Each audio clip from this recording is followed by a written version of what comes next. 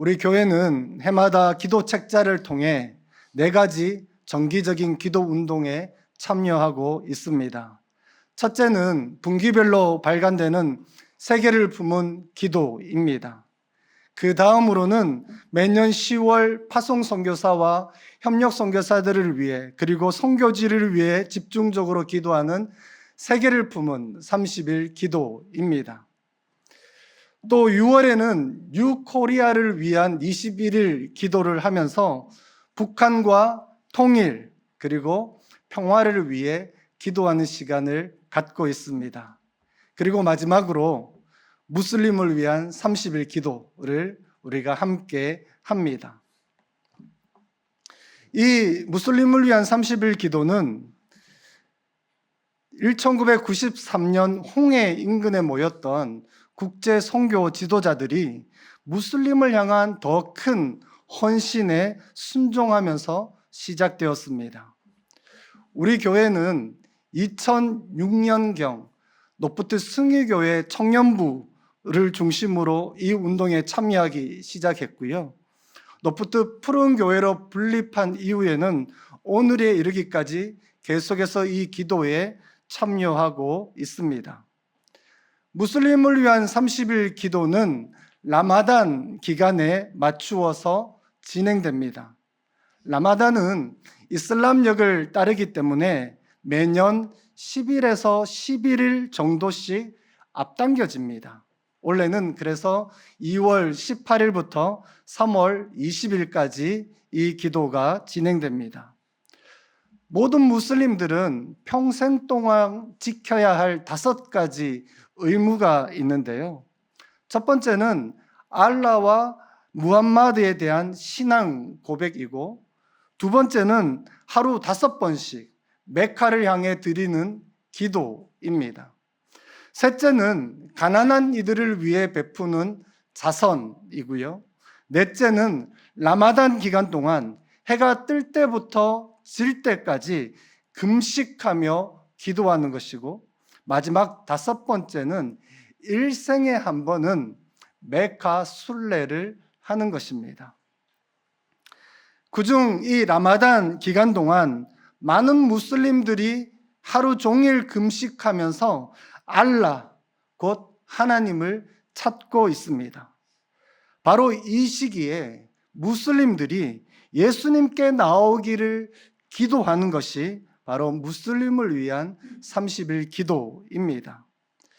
이 기도운동 책자는 현재 30개 이상의 언어로 번역되었고요. 40개 이상의 국가에서 사용하고 있을 정도로 국제적인 기도운동입니다. 여기서 우리는 이런 질문을 하게 됩니다. 왜 지금 무슬림을 위해 기도해야 하는가 하는 것입니다.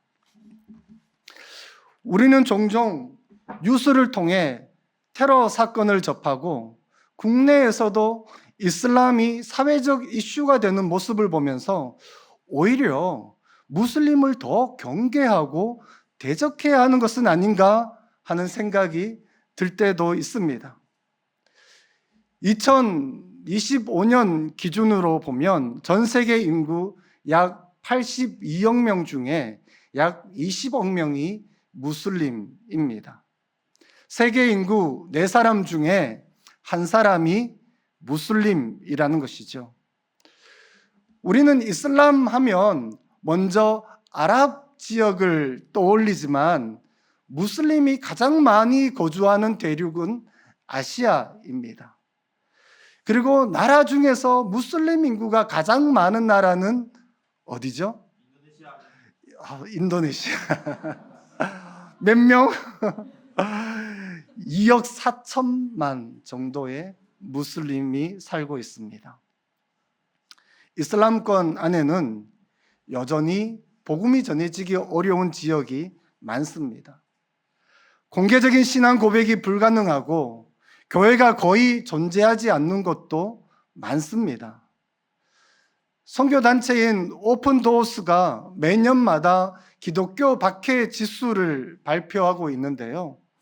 2026년 1월 발표에 따르면 기독교 박해가 가장 심한 나라 1위는 북한이고요.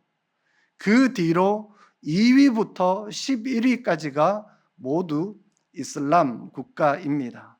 소말리아, 예멘, 수단, 에리트레아, 시리아, 나이지리아, 파키스탄, 리비아, 이란, 아프가니스탄 순위에 따라 포함되어져 있는 것입니다. 예를 들어 소말리아에는 기독교인을 위한 법적, 사회적 보호가 전혀 없고 예배는 대부분 비밀리에 드려져야 합니다. 기독교로 개종한 무슬림 배경의 신자들은 주요 표적이 되기도 하죠. 소말리아나 아프가니스탄 같은 나라는 우리나라 사람들이 여행이 금지되어져 있는 국가이기도 합니다. 그만큼 닫혀 있는 땅이죠. 이런 현실 앞에서 성경은 뜻밖의 말씀을 우리에게 들려줍니다. 예수님은 마태복음 5장 44절에 이렇게 말씀하셨습니다. 함께 읽어보겠습니다. 나는 너에게 이르노니 너희 원수를 사랑하며 너희를 박해하는 자를 위하여 기도하라. 예레미야 29장 7절에서도 이렇게 말씀합니다. 함께 읽습니다. 너희는 그를 위하여 여호와께 기도하라. 이는 그 성읍이 평안함으로 너희도 평안할 것임이라. 오늘 우리가 무슬림을 품고 기도해야 하는 이유는 분명합니다. 하나님께서 원수와 박해하는 자를 위하여 기도하라 라고 말씀하셨기 때문입니다. 기도는 감정의 문제가 아니라 순종의 문제입니다. 역사 속에서 그리스도인들은 이 명령을 제대로 지키지 못할 때도 있었습니다. 대표적으로 십자군 전쟁이지요. 용서와 사랑의 상징인 십자가를 들고 무슬림들을 무참히 학살한 것이 바로 십자군 전쟁입니다. 이 사건은 오늘날까지 무슬림들의 마음의 상처로 남아있고 기독교에 대한 배타적인 마음을 갖게 만들었습니다. 특히 2차 십자군 전쟁을 독려한, 그래서 설교를 통해서 성전 사상을 퍼뜨렸던 클레르보의 베르나르도라는 수도사가 있었습니다. 그는 하나님과의 깊은 사랑의 교제에 대한 노래하는 찬송시를 남겼지만 무슬림들을 향한 태도에는 주님의 마음을 품지 못했습니다. 새 찬송가 85장 9주를 생각만 해도, 이 찬송시가 바로 베르나르도의 찬송시입니다. 요한복음 3장 16절의 말씀을 들어보십시오. 하나님이 세상을 이처럼 사랑하사 독생자를 주셨으니 이는 그를 믿는 자마다 멸망하지 않고 영생을 얻게 하려 하심이라. 우리는 종종 하나님의 사랑에 한계를 지으려고 합니다. 그래서 우리를 어렵게 하는 사람들, 박해하는 사람들을 위하여서는 기도하지 않습니다. 오히려 그들은 심판을 받아 마땅하다라고 여길 때도 있습니다. 그러나 하나님이 사랑하는 대상을 위해 기도하는 것이 곧 하나님을 사랑하는 길입니다. 하나님이 사랑하는 일을 사랑하지 않으면서 우리가 하나님을 사랑한다라고 말하는 것은 거짓입니다. 원래 기도 운동의 주제 말씀이 오늘 본문인 고린도전서 3장 9절, 우리는 하나님의 동력자들이요 라는 말씀입니다. 이제 이 말씀 속으로 함께 들어가 보겠습니다. 오늘 본문은 고린도 교회 안에 있었던 시기와 분쟁을 다루지만 동시에 사역의 본질, 선교의 본질을 보여주는 말씀이기도 합니다. 사도 바울은 이런 분열을 조장하는 사람들에게 자신들은 아무것도 아닌 하나님의 종이라고, 그래서 맡겨진 일을 했을 뿐이라고 말합니다. 그리고 농사의 비유를 들어서 사역과 선교의 본질이 무엇인지를 설명합니다. 6절 말씀입니다. 함께 읽어보겠습니다. 나는 심었고 아볼로는 물을 주었으되 오직 하나님께서 자라나게 하셨나니. 여기에 세 주체가 등장합니다. 심는 자, 물 주는 자, 그리고 자라나시게 하는 하나님. 먼저 심는 자가 있습니다. 바울은 나는 심었다라고 말합니다. 바울이 이렇게 자신을 심었다라고 말한 이유는 무엇일까요?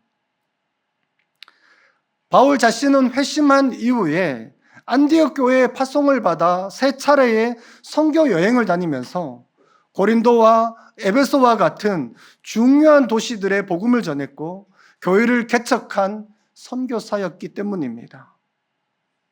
그는 평소에 그리스도의 이름을 부르는 곳에는 복음을 전하지 않기 위해 힘썼다라고 고백합니다. 남의 터 위에 건축하지 않기 위하여 개척자적인 사명을 감당한 것이 사도 바울이었습니다. 사도행전 18장을 보면 바울은 2차 선교 여행 중에 고린도를 개척합니다. 당시 고린도는 25만 명이 사는 대도시였고 풍요로운 삶과 문란한 성도독, 그리고 종교적인 혼합주의와 타락으로 악명이 높았습니다. 복음을 전하기에는 여러모로 척박한 땅이 고린도였습니다. 바울이 이 고린도에 도착했을 때에 같은 직업을 가진 아굴라와 브리스길라를 만나서 함께 천막 만드는 일을 하며 지냈습니다. 오늘날 이렇게 직업을 가진, 그리고 직업을 가지고 선교하는 사람들을 텐트 메이커, 선교사라고 부르기도 하죠. 고린도에서 하나님의 말씀을 전했을 때에 처음 복음을 받아들인 이는 하나님을 경외하는 사람 유수도였습니다. 그의 집이 최초의 고린도 교회가 되었죠. 뒤이어서 회당장 그리스도와 그의 집안 사람들도 예수님을 믿게 되었고 이후 많은 고린도 사람들이 복음을 듣고 세례를 받게 됩니다. 바울은 그곳에서 1년 6개월 동안 지내면서 하나님의 말씀을 가르쳤습니다. 사역은 이렇게 씨를 심는 것으로부터 시작합니다. 그러면 여러분, 씨는 어디에 심어야 합니까? 씨 뿌리는 자의 비유를 보면 길 가나 흙이 얕은 돌밭 혹은 가시떨기 위에 뿌려서는 안 된다라고 이야기를 합니다. 오히려 좋은 땅, 즉 옥토에 뿌리게 될 때에 30배, 60배, 100배의 결실을 맺는다라고 주님은 말씀하셨습니다.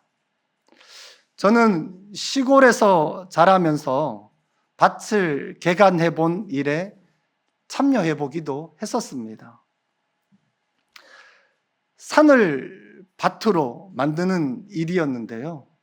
큰 돌이 때로는 얼마나 많이 있었던지 포크레인까지 사용해서 돌을 파내야 될 정도였었습니다.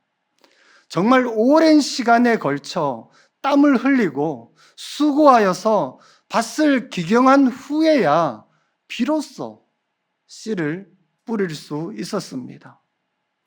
저는 이 과정이 무슬림 세계에 복음을 전하는 일과 비슷하다라고 생각합니다.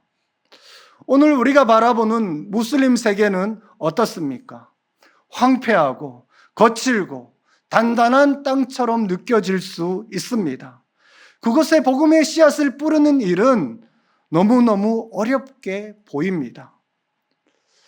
한 번은 중동 지역에서 평생 의료 선교로 섬겼지만 은퇴할 때까지 단 한 명의 개종자도 얻지 못한 선교사님의 이야기를 들은 적이 있습니다. 그렇다면 여러분, 이 사역은 실패한 것일까요?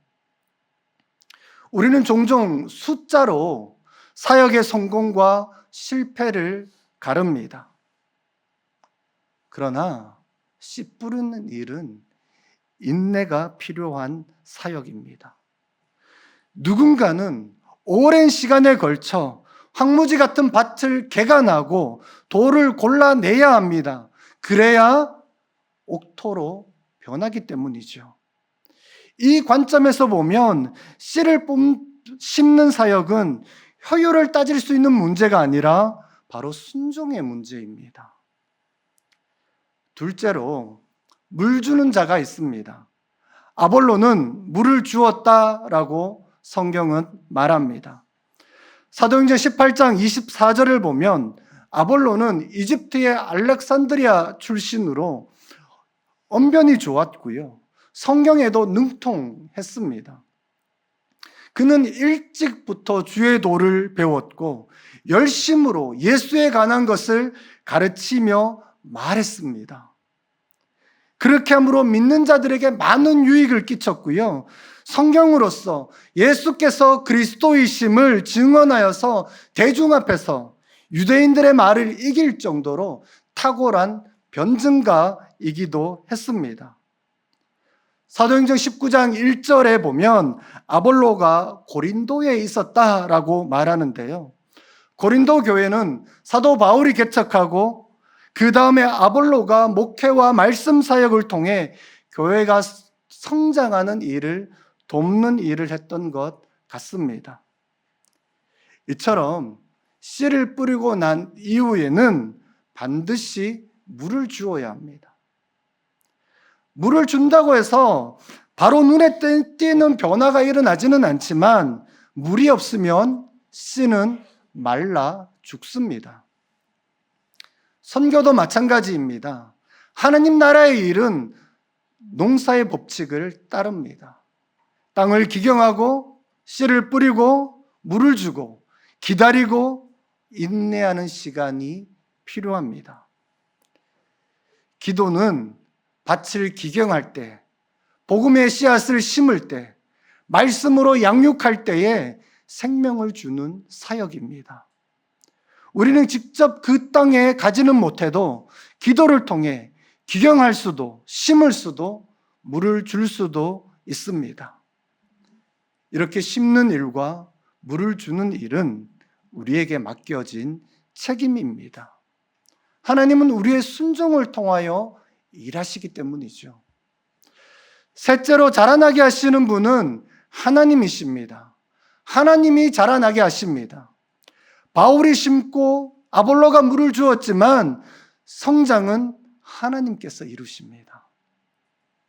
오늘도 복음의 씨앗을 심는 자를 통해 하나님께서 역사하고 계십니다.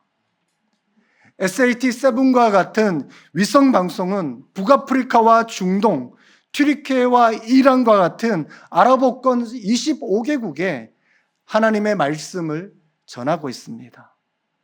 글을 읽지 못하는 이들도 위성 방송을 통해 자신의 언어로 찬양과 성경 공부에 참여할 수 있습니다.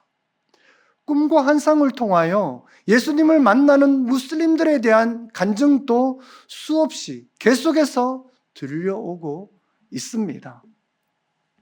저는 아프가니스탄과 이란과 인도네시아 사람을 각각 만나서 그들의 간증을 들은 적이 있습니다. 이들은 한결같이 꿈과 환상을 통해 예수님을 만나고 인질, 즉 복음서를 읽는 중에 예수님을 영접한 사람들이었습니다.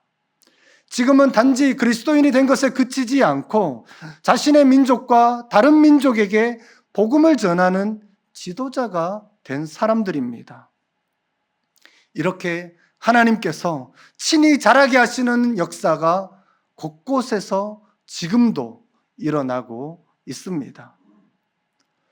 원래 무슬림을 위한 30일 기도의 초점은 무슬림 배경의 그리스도인입니다. 찬양 후에 우리는 캐나다에 거주하는 무슬림에 대해서 기도했었는데요. 여기에 나딘이라는 한 무슬림 여성이 등장합니다. 이 여성이 예수님을 영접하게 된 과정에 대한 설명을 자세히 나누고 있는데요. 지금은 소셜미디어를 통해 예수님을 전하고 있다라고 이 기도책자에 나와 있습니다. 사실 무슬림 배경의 그리스도인들은 십자가가 걸린 예배당에서 예배하기가 어렵습니다. 그래서 많은 경우 가정에서 모임을 갖습니다. 예배 드릴 때 큰 소리로 찬양하지 못합니다. 신학 교육을 받은 목회자가 있지도 않습니다. 성경책조차 구하기가 어렵습니다. 상황과 환경만 보면 불가능한 것처럼 보이지만 하나님은 지금도 성령의 역사 가운데 곳곳에 주님의 교회를 세우고 계십니다. 심고 물 주는 자를 통해 일하고 계십니다. 이들이 합심하여 드리는 기도에 주님은 응답하고 계십니다. 이처럼 심는 자와 물 주는 자는 모두 하나님께서 사용하는 도구입니다. 잘하게 하시는 분은 바로 하나님이시죠. 그렇기 때문에 사역의 결과를 나의 실력으로 설명할 수 없습니다. 열매의 크기가 곧 헌신의 양을 증명하는 것도 아닙니다. 하나님이 일하셔야 자라납니다. 구원은 하나님의 역사이고 변화는 성령의 역사입니다. 여기서 헬라어 원문을 보면 심었다, 물을 주었다라는 동사는 모두 과거 시제이지만 자라나게 하셨다라는 표현은 현재 시제로 계속적인 동작을 나타냅니다.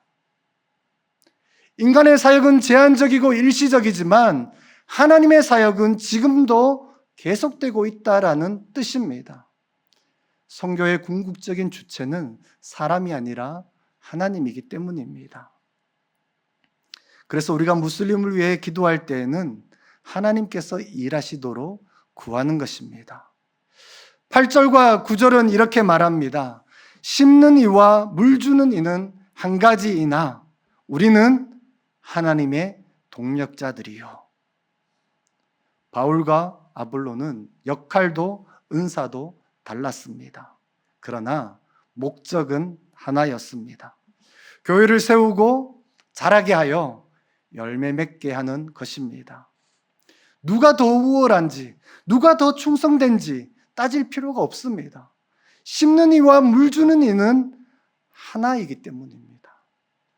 하지만 심는 이와 물 주는 이의 동력은 반드시 필요합니다. 나와 너의 동력이, 교회와 교회의 동력이 필요하고 전 세계 교회의 연합과 동력이 필요합니다. 오늘날의 선교도 마찬가지입니다. 각자 은사와 부르심을 따라 누군가는 씨를 심고 누군가는 물을 주어야 합니다. 바울은 자신을 사역의 주체로 결코 소개하지 않습니다. 그는 자신을 하나님의 선교에 참여하는 동력자라고 소개합니다. 여기서 동력자란 함께 일하는 사람을 뜻하죠. 하나님의 목적을 위해 함께 일하는 사람들입니다. 이것이 우리에게 얼마나 영광스러운 일인지 모릅니다. 우리를 하나님의 동력자라고 부르신다고 말씀하시니 말입니다. 오늘 우리는 무슬림을 위한 30일 기도를 시작하면서 이 말씀 앞에 섰습니다. 기도는 선교의 주변부가 아닙니다. 해도 되고 안 해도 되는 선택의 문제가 아니라 반드시 하나님께 순종해야 될 것이 바로 기도입니다. 기도는 선교의 본질입니다. 그렇게 우리가 하나님 앞에 무릎을 꿇는 순간 이미 하나님의 선교에 참여하는 것이 됩니다. 우리는 모두 이슬람 국가에 갈 수 없습니다. 그러나 우리 모두는 모든 나라들을 위하여 기도할 수는 있습니다. 3월 12일까지 매일 기도 책자를 따라 함께 기도해 주시기를 부탁드립니다.